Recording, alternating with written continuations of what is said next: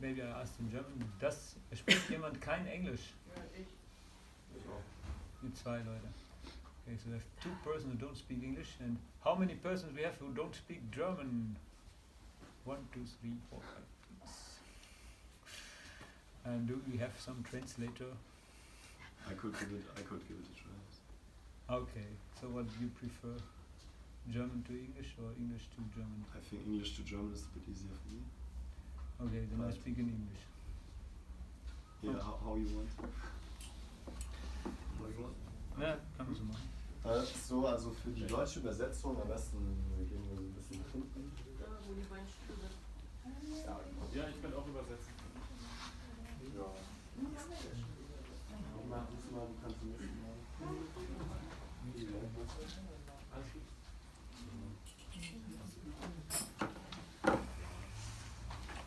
Genau, wenn ihr mögt, könnt ihr auch noch ein bisschen weiter nach vorne rutschen. If you want to, you can get a little closer to the speaker. Then it's Jeder auf den Stuhl.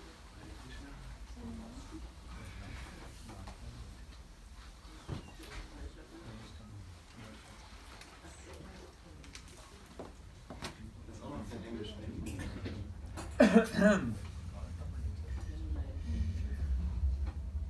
Om Namo Bhagavate Vasudevaya. Om Namo Bhagavate Vasudevaya. Om Namo Bhagavate Vasudevaya. Om Namo Bhagavate Vasudevaya. Om Namo Bhagavate Vasudevaya. Om Namo Bhagavate Vasudevaya. So, we are reading today from the Bhagavad-Gita as it is, in the 3rd chapter called Karma Yoga, and we read text number 18. Naiva tasya krite narto na krite neha kashchana na chasyar sarva bhuteshu kaschit artha yapashrayaha. Translation. A self-realized man has no purpose to fulfill in the discharge of his prescribed duties, nor has he any reason not to perform such work, nor has he any need to depend on any other living being. Purpose. A self-realized man is no longer obliged to perform any prescribed duty, save and except activities in Krishna consciousness. Krishna consciousness is not inactivity either, as will be explained in the following verses. A Krishna conscious man does not take shelter of any person, man or demigod. Whatever he does in Krishna consciousness is sufficient in the discharge of his obligation. Mama Yanati Mirandasya Ginandara Shalakaya Chakshurum Militam Mina Tasmai Shri Gurave Namaha Shri Chaitanya Manovishyam Stapitam Bhutale Swayam Rupa Kadamayam Dadati Swapadantikam Jai Shri Krishna Chaitanya Prabhu Nityananda Shri Advaita Gadada Shivasari Gaura Bhaktivendanta Hare Krishna, Krishna Krishna, Hare Hare, Hare Rama, Rama, Hare Hare. I read once more the verse. A self-realized man has no purpose to fulfill in the discharge of his prescribed duties, nor has he any reason not to perform such work, nor has he any need to depend on any other living being. So, with this, actually, who is here for the first time in any Hare Krishna temple? Who has never been to a Hare Krishna temple? Welcome. Okay, so, and who didn't hear of the Bhagavad-Gita before? Everybody knows Bhagavad-Gita. Okay, maybe not everybody, but almost. So yeah, Bhagavad-Gita is the words spoken by Krishna to Arjuna, and words meant to bring one to Krishna consciousness, actually. Like, the Bhagavad-Gita gives so many important verses which explain about who am I, who is God, what is our relationship. And basically the message of Bhagavad-Gita is we are not this body, we are a spiritual soul, and we are servants of God. That's to summarize the whole book. This is written in this book. We are not this body, we are a spiritual soul, eternal, and we are servants of God. That's very important to understand because, we think we are this body, and then we, because we think we are this body, we act for the body, and so we are not servants of God when we think we are this body, but we are serving our body. And so the Bhagavad-Gita explained, no, don't just serve the body. Of course, the body needs something. It's okay to eat something and to take a little bit, to take a shower every now and then. It's actually very much recommended. And all these things are good to do, but it's not all. And so the Bhagavad-Gita says we are the servants of God. So actually we should also treat this body as a property of God. It's not our body, it's Krishna's body.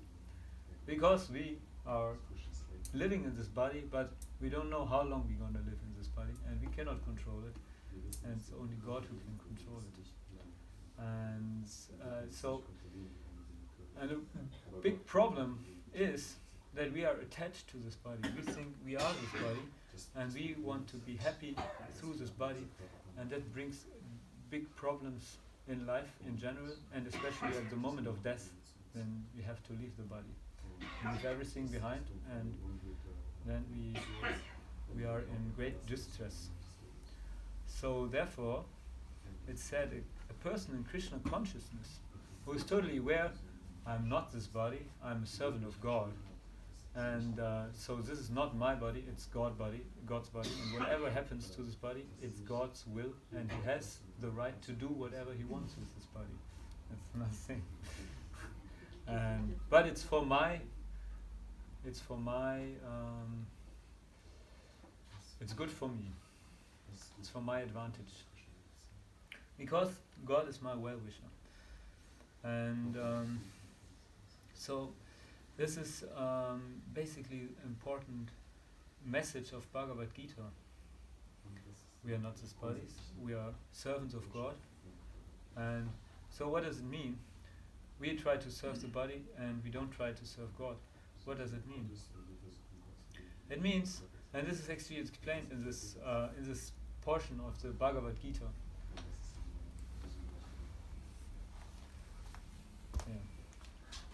Because this portion of the Bhagavad-Gita, this chapter is called Karma Yoga, and we know karma is the fruit of activities. Everybody knows karma nowadays, and if you have good karma, bad karma, and actually in the Vedas explained how to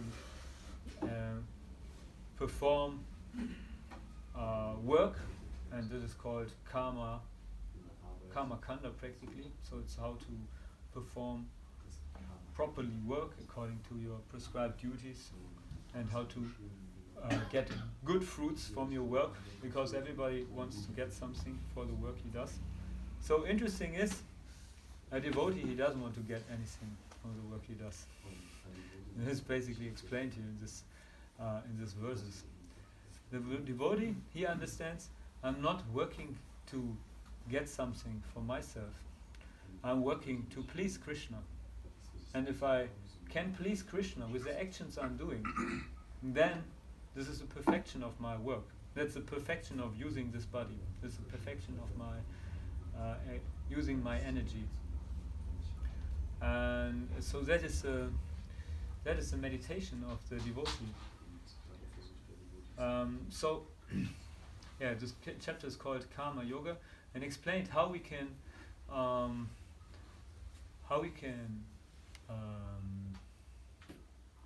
act according to our duties.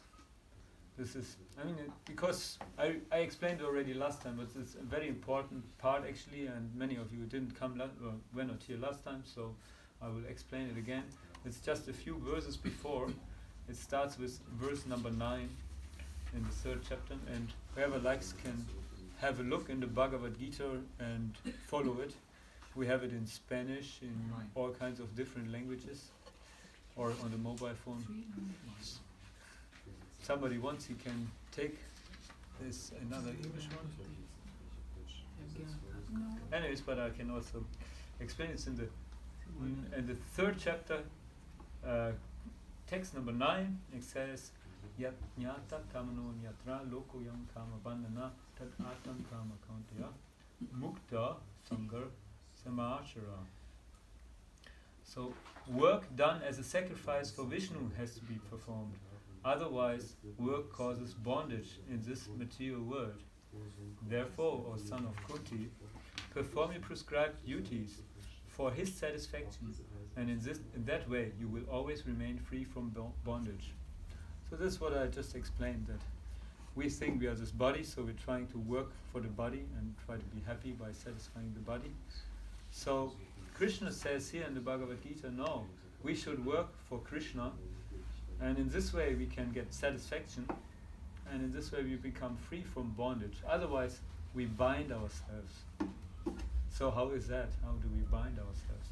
Because we do some work, we work very hard, and we work to get this, finally we want to have this new car, and we work for years and years, or maybe we have it already, but we have to pay it off, this new car. And we have the insurance and so many things connected with the car. And so we do a lot of hard work, and then if something happens to the car, this is this gives us pain. And this way we are bound to the car. So this work which we did, all this energy, it binds us to the material nature. So if we learn, and this is actually very important in this verse which we read today, it is said that a self-realized man, he doesn't depend on anything, on any other living being. Nor has he any need to depend on any other living being. So that's interesting, because he's fully self-realized, and his work, he's not depending on the results of his work. He's just performing his duties because he wants to please Krishna, but he knows he's not depending on any living being. He's depending on Krishna. That is very interesting. Because normally we are depending on, if we have material motivations, we are depending on other living entities. And this is actually then explained in the following verses of this.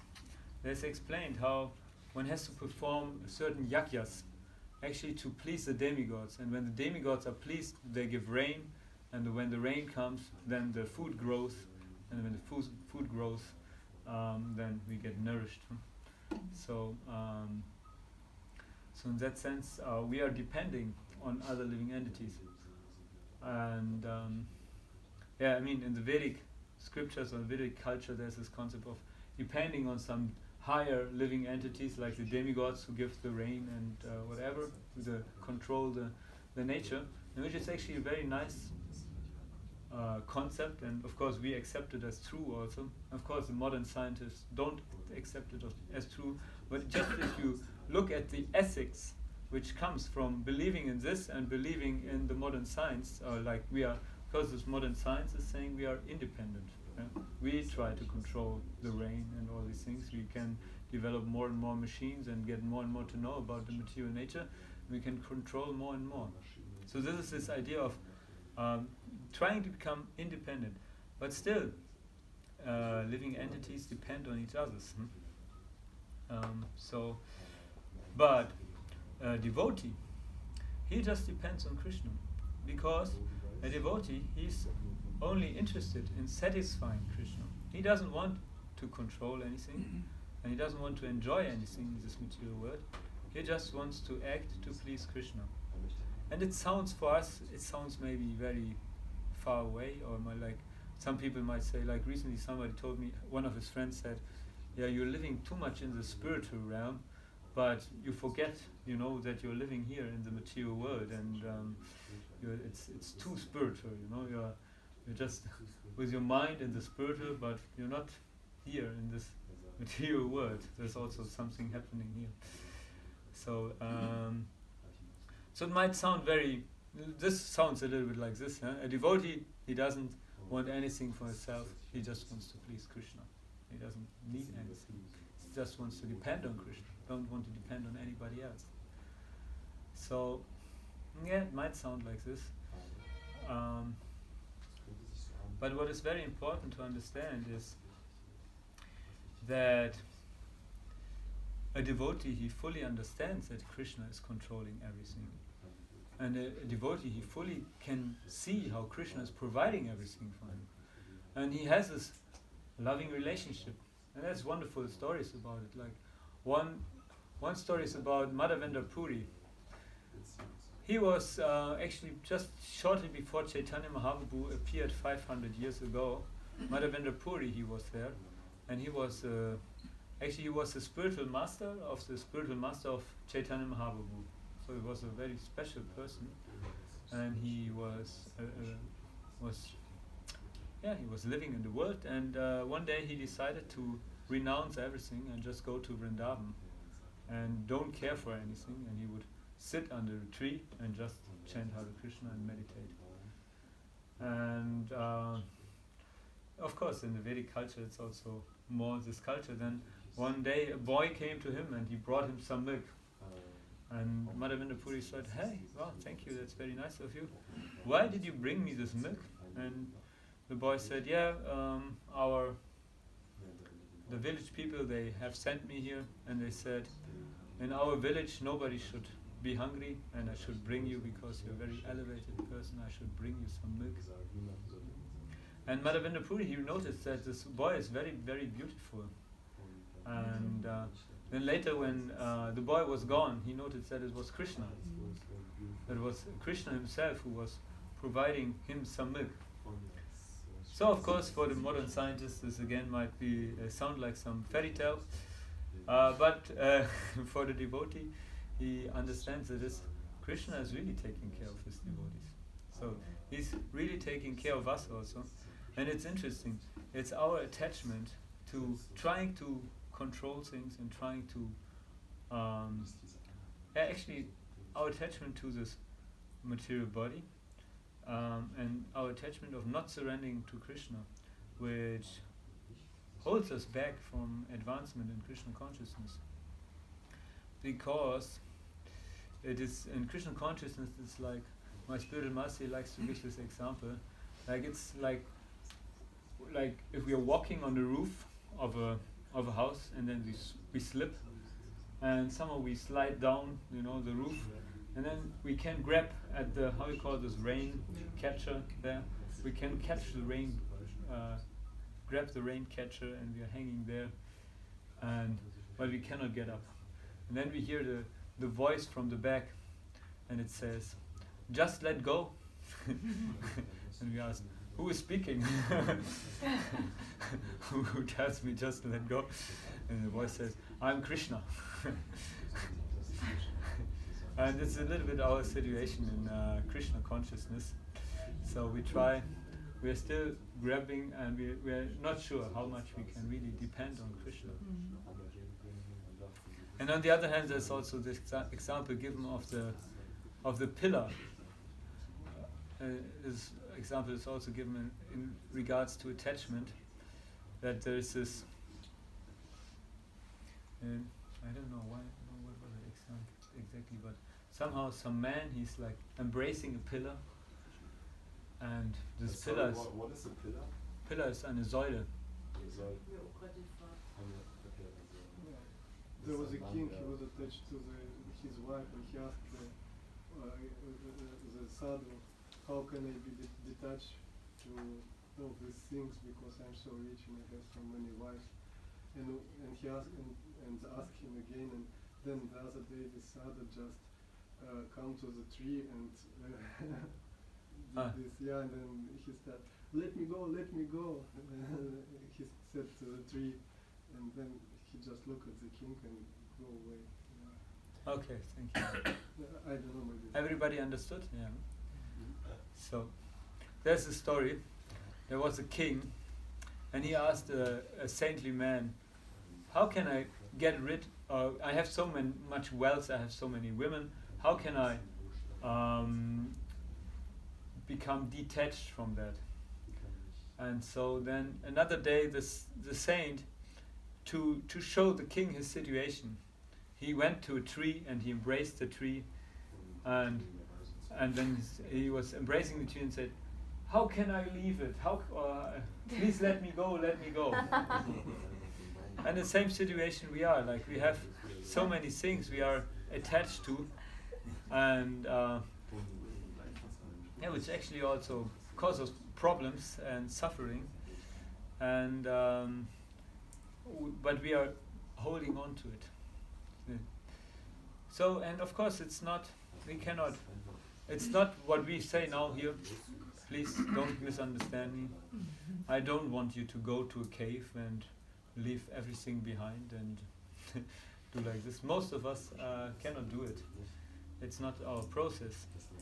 But we hear this because just to understand how we are attached to the material body and to our to the false ego actually. It's this, let's explain. It's a false ego.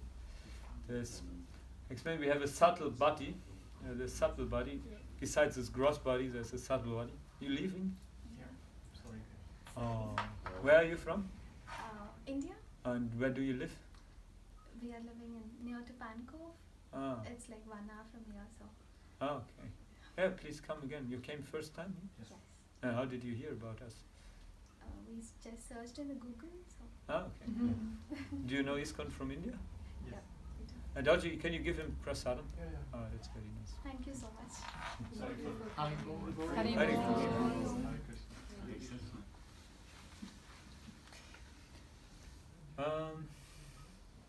Yeah. So what did I speak about? Subtle body. Yeah, subtle body, yeah. They have this subtle body. This gross body, everybody can see and feel and touch and so on. But there's also the subtle body. It's consisting of the mind, the intelligence, and the false ego. The false ego is actually the most subtle. And the false ego is the identification, this idea to think, I am this and this is mine. I'm born in this body and this is my devotee and so on and so forth. That's how we think. This is the false ego. And this is causing great problems, this false ego. The wars are happening because of this false ego, and just because of this false identification. Actually, all the problems in the material world are because of this false ego, and it's the most subtle. So it's the most difficult to catch, to recognize with our consciousness, and to understand. The most difficult, because we are very much convinced that okay, now I'm suffering because I have a disease or something. I'm suffering now. So, a self-realized person, he understands, okay, now this body has some disease, and okay, he feels the pain also, he's suffering also, but he doesn't, he's not so much disturbed by it. And therefore, this false ego, it brings a lot of problem. And yeah, and this is because this attachment is coming with this false ego. So we don't say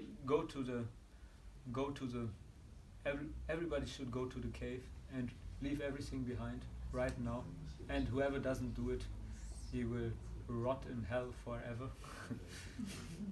That's not the message of the Bhagavad-Gita.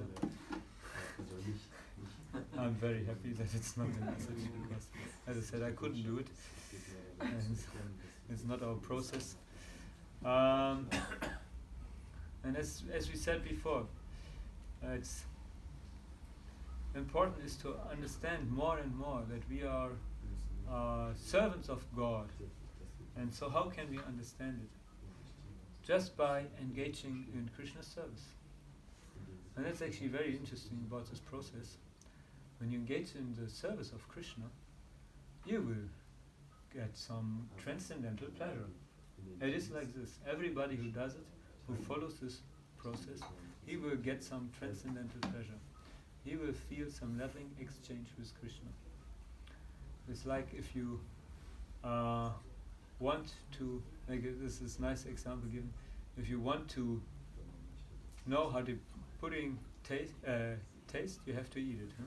That's how they say. You want to know how the pudding tastes, you have to eat it.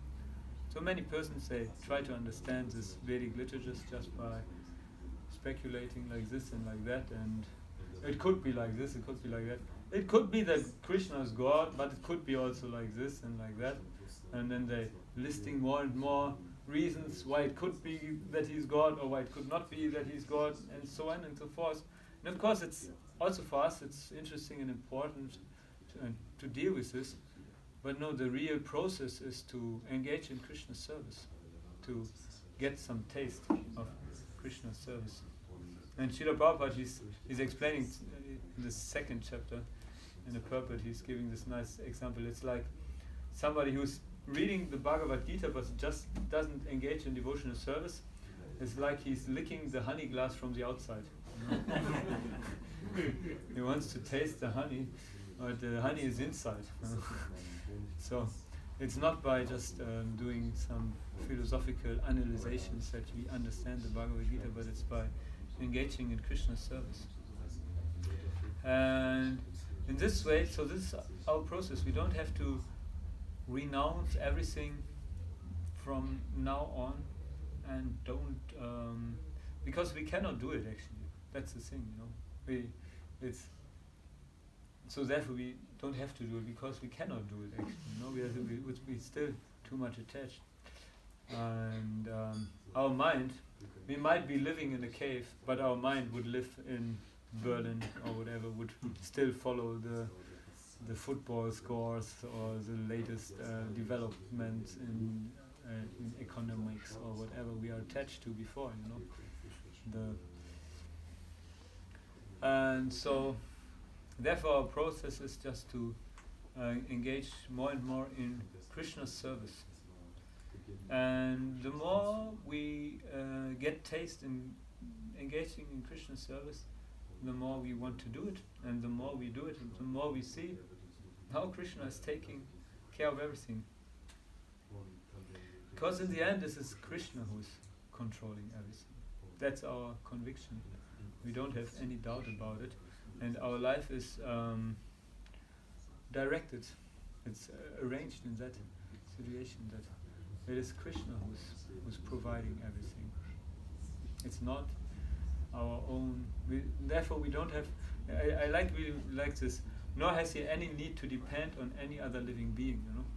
So, if we, and this, it's also said like if you're serving Krishna, then all the duties which you have towards your family, towards the society you live in, towards the nation you live in, towards the forefathers and the sages, all the duties are fulfilled if you're engaging in the service of Krishna. So you don't have to separately fulfill some duties in that way.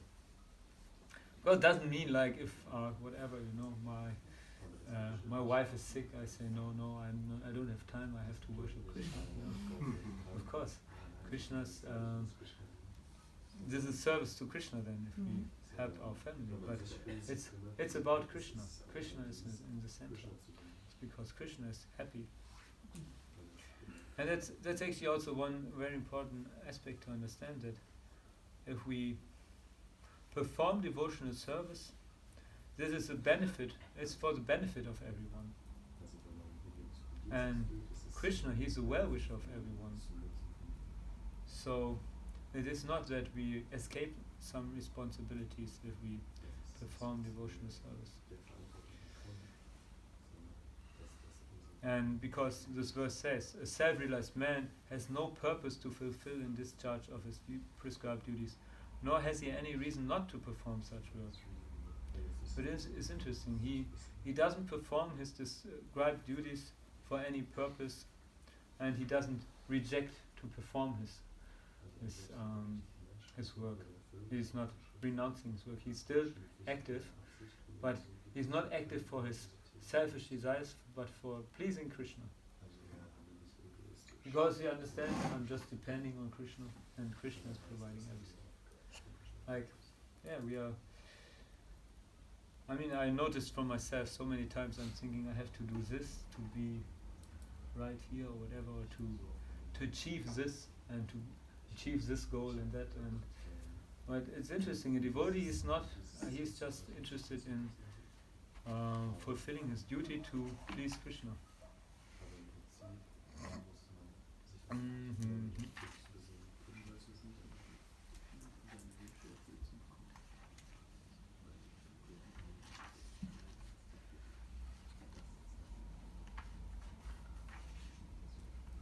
One verse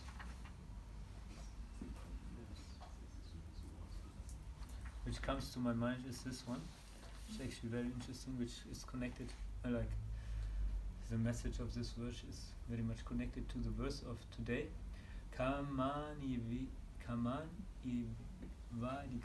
Which number? This is 247. Makama Fala Ritu Bur Mate Sanglo Svakarmani. Oh, very good. You know this verse. How do you know this verse? I'm from India. You're serious? Oh. No, nothing. From my parents, yeah. Yeah, from your parents. And it's such a nice culture. They learn this from the parents. Such a nice verse. Jai Nitai, what was the number? 247. This verse is very famous in India. Everybody knows, but Oh, everybody. Bhagavad-Gita, everybody. no. But the problem is they only read only the half. Karma vadhika raste ma phalesu kadachana. They only read the first one and misinterpret. Okay. They do not read the next one. Next one is more important. Okay. So what is the first half saying? Please explain to us. What is the first half saying? Karmanye vadhika raste ma phalesu kadachana means you have the right to do the work, but You should not expect the results, and you should not. you do not have the right on the fruits. Okay. And the second one is ma karma phala hetubhu sangosthe ma yakarmani. That does not mean that you should not work. Second one is most important, and even also you do the work and you get some result. Don't think that it is due to you. You are getting the result. So this is the meaning of that. So can you shortly explain like how this is misinterpreted, the first part of the verse? First part it is karmanye vadhika raste ma phalesu kadachana means you can you do the work but don't expect the result. Yeah. That is what people generally interpret it. And so what? How is it misused then? So what do they do then? Why do they interpret it like this? It's like they want to. It means that okay, the result is with Krishna. Then why should I work? Even also I Okay, so don't they don't work. don't lazy, work. yeah. I will They get don't work at They all. they become ignorant of it. Yeah, if you go to some students and who is not studying for the exam, then they will quote this, Ah, okay. and then If the result is bad, they say, "Yeah, it's not my fault." Ah, okay. Now I understand you then much better. even also you do This the is work or people's not. office. People they Anyway, have thought like that.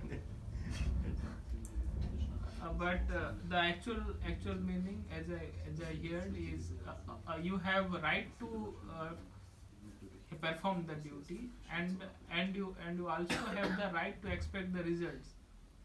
Hope for the results, but once the results come, you should not think that it is due to you. Okay. Yeah. Okay, let us read the translation of Srila Prabhupada. Okay. You have a right to perform your prescribed duty, but you're not entitled to the fruits of action.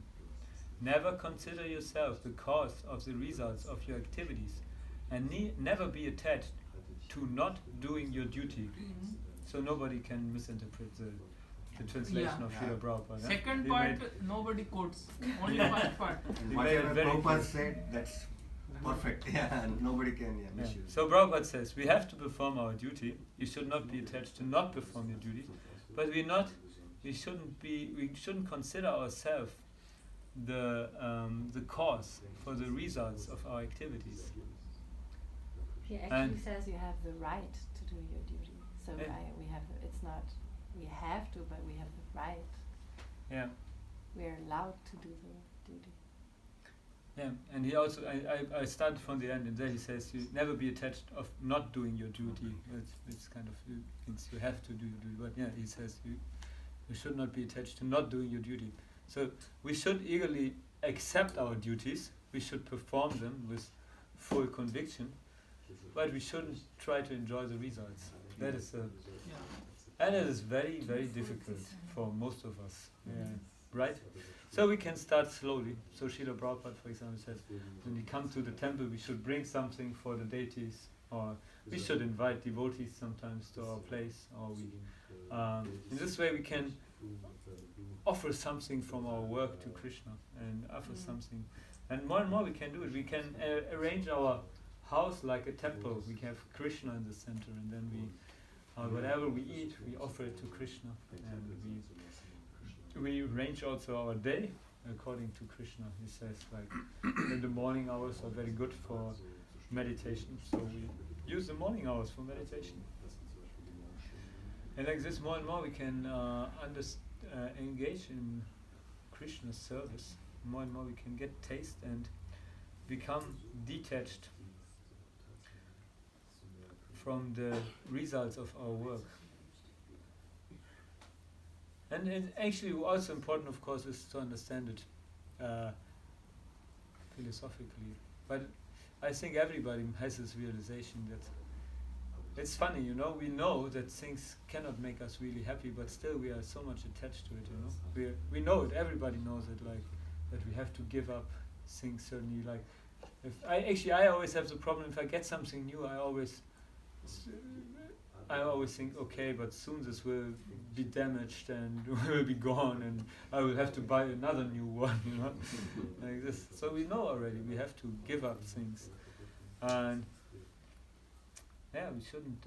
This shouldn't be our aim of activity. Of course, we're using things in the service of Krishna, and we try to please Krishna with the activities, and in this we become more and more happy. And it's actually very simple to please Krishna. He says, like, somebody offers me with love. You also know this verse? Patram puspam phalam toyam. Yume bhaktya pranat. Patram puspam phalam toyam yo mam prayaksate. I didn't read it too long ago. My parents didn't teach it to me, and I didn't read it too long ago.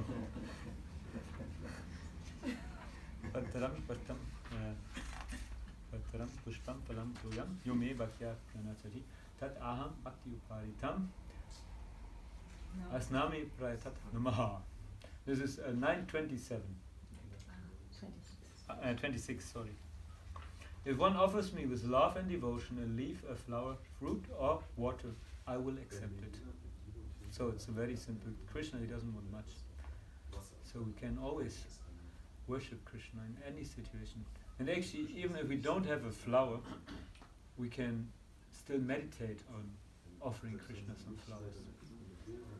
We don't have water, we still can meditate on offering the water to Krishna.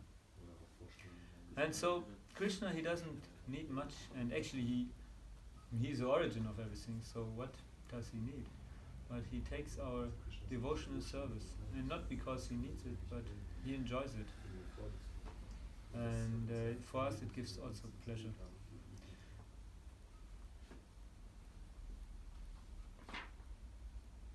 And this is interesting, the Bhagavad-Gita it shows, like I started the lecture, there's so many important verses like explaining like who am I, who's God, what is our relationship, and how can I enter this relationship. So how can I understand who's God? Okay, let me first see how.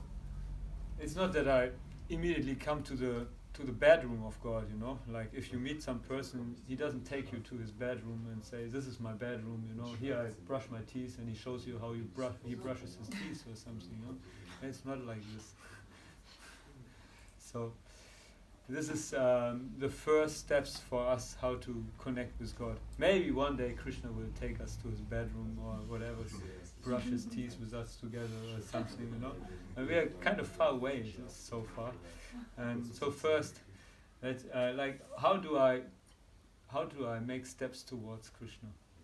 So I can offer him with love and devotion some flower and something. And then more and more we can establish a relationship. And it's actually just about us. Krishna is always ready to go into a relationship with us. It's just about us. We are too attached to the tree and hugging the tree. Actually, this tree brings us suffering also. It has some thorns, you know. It's not just a tree.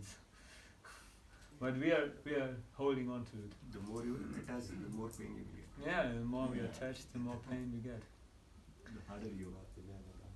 So we want to develop attachment to Krishna. And then we understand we're just depending on Krishna. And we perform our duties because we want to please Krishna. And it's actually a great joy for the devotee. It's a great joy to perform this duty for Krishna. It's not lamenting. Now it's raining and I have to go out and distribute some books. No, he's happy about it. Actually, so many times I was traveling in a van with books, and we distribute books in different cities. And in the van, you hear when the rain is raining down, you know. So many times you think, okay, now it's raining, and I don't want to go out, and and then you say, okay, anyways, I will go out. I will do it. I will just try it. Let me just try it. And then you go out and it stops raining. And so many times, like really, every Sankirtan devotee can tell you this story. So, scientists will say, "Oh, anyways, this is." We know it's Krishna. Science can only prove the material nature, not non-physical nature. It can't prove. No, it can it's never not prove possible. non-physical nature. We know it's Krishna who's taking care of us. So everybody can make these experiences, how Krishna is happy. And then get detached from all the things we seem to depend on. And why don't we depend on any other living entity? Because all other living entities depend on Krishna. If we depend on Krishna, then we know that other living entities also depend on Krishna. So it's ultimately Krishna behind them. But then we see Krishna behind them also, you know. It's like, or we just do our duty for Krishna sometimes. Anyways, this was the class. Maybe somebody would like to give a comment or some question. Kunja Vihari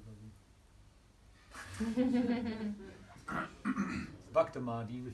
Ja, also ich hab nur noch so einen Gedanken, den ich mal sehr nice finde. He has a thought which he likes very much.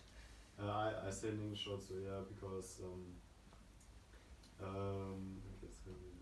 so like we start like doing a little bit of devotional service for Krishna in the beginning, and so but also our goal is to serve Krishna.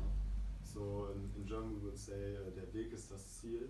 Ich weiß jetzt gar nicht, wie ich das übersetzen kann. The way is the goal. So like already our process is also the goal, but during the process we more and more realize like that this is actually our duty and become more blissful doing it. Like for example, me, like I was like some weeks ago I was in Sanachalam and I needed to clean in the kitchen. I needed to clean the top of the room. I don't know the English word, like the ceiling. The ceiling in the kitchen, and I was like really, I did, to be honest, I didn't really like the service, and it was not so easy because like yeah, it was very hard and like, why do I have to do it? But I always try to go like, I do it for Krishna, I do it for Krishna. But like the mind is like bouncing away from the thought, but like I think like someday I can act and like really be focused all the time on Krishna. And so that's like how the mind develops. So the way is to go. Yeah, thank you. Dalji? I have a question. Now we have this knowledge that we don't need to wish something which depends, which is separate from Krishna, yeah, and we should always think about Krishna, but sometimes some material desire come in our mind and there is no power to stop it, and we think, okay, now I will do it. And yeah, it can be not sinful desire, but it's always also not take us away from the spiritual way. You have an example, just to make it more. No, for example, last time you told us that one man buy the bicycle. It's very expensive, yeah, and I also think, okay, now I build my bicycle and I invest money. Maybe Jai Nitai tell me this about myself, but I also think that if something happens, I would suffer.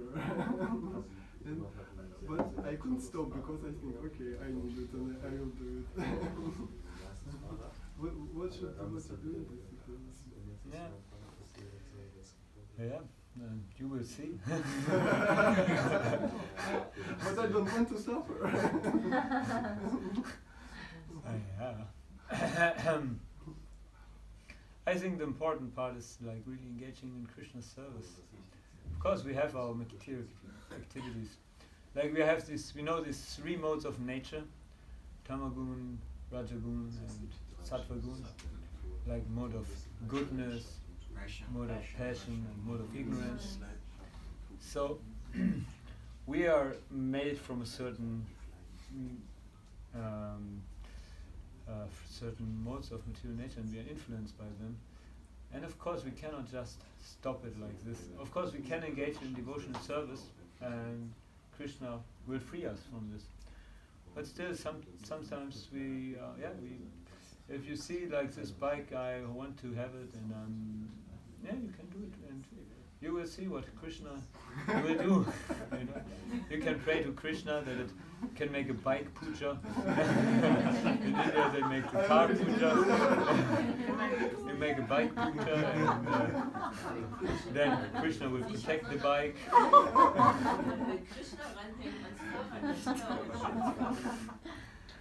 Kunja Bihari, I think you have a customer. You can be thankful and be thankful to Krishna that he gives you this, and this way you connect it to Krishna. And you can use it, you can drive to the temple. And you can enjoy it. Yeah, you can enjoy it and see what kind of wonderful things Krishna made, the whole material world. Sunset. Krishna did such beautiful things. And in this way you can connect.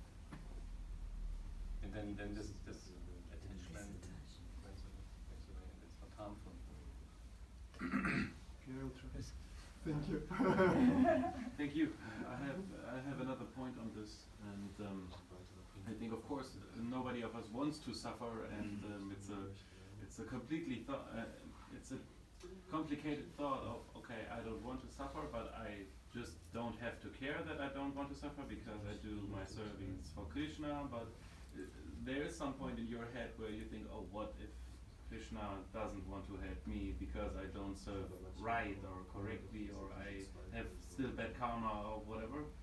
And I think sometimes the suffering is part of the process to realize that maybe this is exactly the situation you should be in to know what you have to change. For me, it helps a lot that sometimes I think, oh, if I do this and I have to stop this, then maybe a joy of something in my life I would really have in my life will be gone.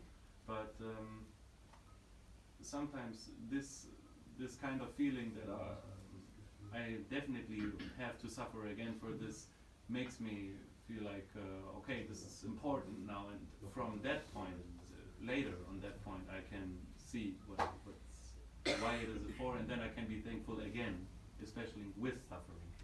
So suffering is not the problem, it's more that we don't want to suffer in the first place, but while suffering, we will find out how to come back.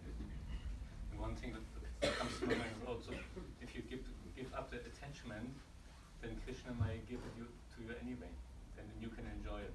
But the attachment just brings the suffering. But you think, okay, I would like to have it, but if not so bad. But then you can, if you give it up, the attachment, then you can get it. Then it's nice. Yeah, I also think like Krishna, he wants us, he doesn't want us to suffer here in this material world, you know. So he wants to help us also. But he also wants us to accept him as a authority and the controller, and this is our attitude, this is the attachment, yeah. Like if we are ready and say, okay, I put my energy in this and I don't put all my energy in this is just a little part I put in this, and I put some energy also in serving Krishna more with other things, you know. And then I can use the bike, of course I can use the bike for Krishna, you know. Today I went with a car to the garage because I had to make TÜV, and now I have to repair the car, and I don't want to do it actually. I'm not attached to it, to doing it, but yeah, somehow I need this car. So anyway, so okay, let's do the last comment or question. And question, but another topic, because I was thinking for a few days about this.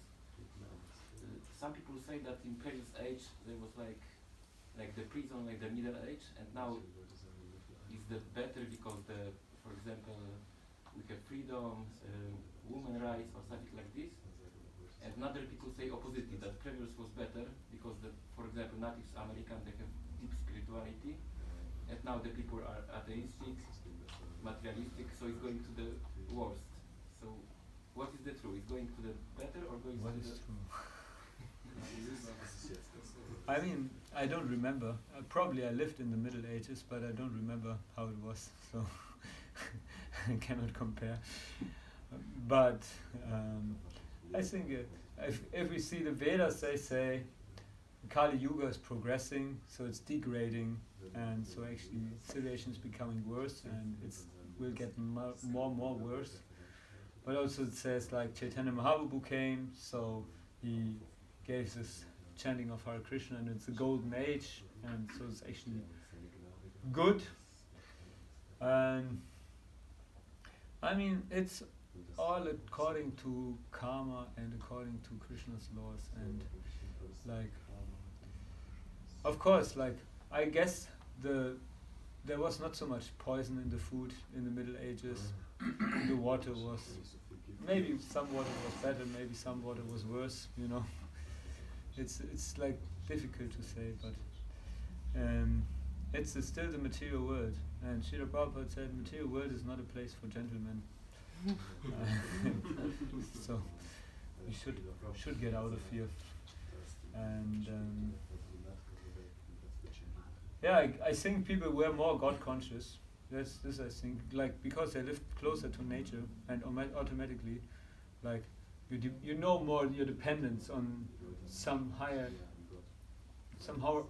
powers, forces, but also you see like how this is like, yeah, how there's you see how there's some arrangement, you know, you see that it's not just mechanical or like coming by chance everything. You can see there's some somebody who is arranging this. I think like this was more there, but yeah, anyways, it's a difficult question, and I think there's many opinions on it. So in general I would say we are very fortunate to live now and to have these books, even though life might be problematical outside, but we are actually very, very fortunate that we have these books, that we can read these books, that we can come to the temple, we can chant Hare Krishna, and that is most important. Besides so many things which are going on outside, you know, if the war breaks out or the economy crashes down or this and that and whatever. This is that's what it means to learn to depend on Krishna. Okay, these things are going on and we have to maybe make some arrangements if the war breaks out, and we have to do some arrangements to whatever, you know. But in the end we depend on Krishna. Like Prabhupada, he was there in Calcutta and there was a war between India and Pakistan or Bangladesh, yeah. And so they were dropping bombs and he was just reading. He was sitting in the house and reading. He was eating his kachoris. Yeah. Yeah, this was World War II, yes.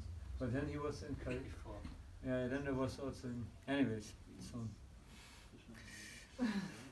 recently I heard the story about one devotee. He was in Beirut. They went to Beirut in Lebanon to distribute books in the Arabic country.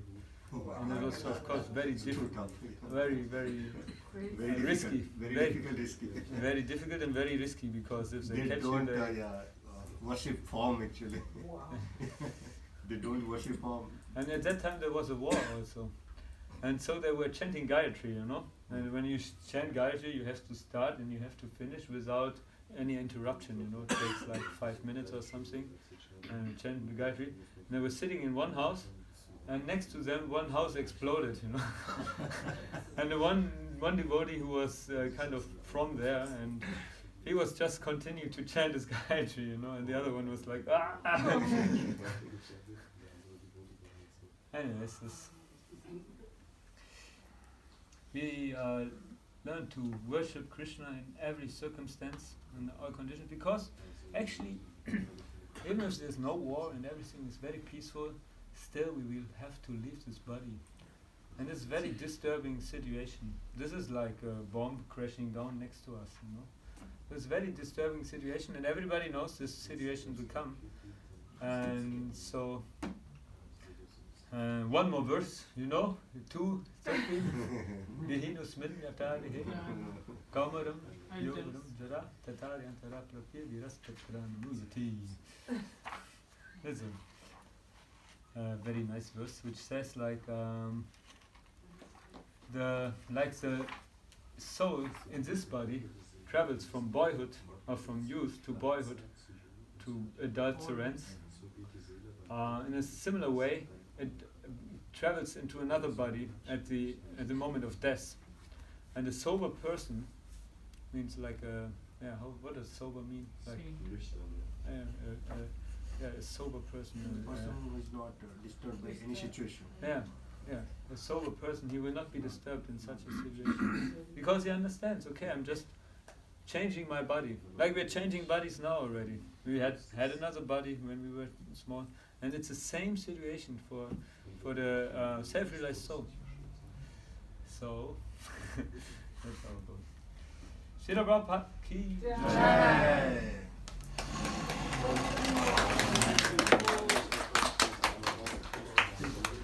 Jai Nitai family.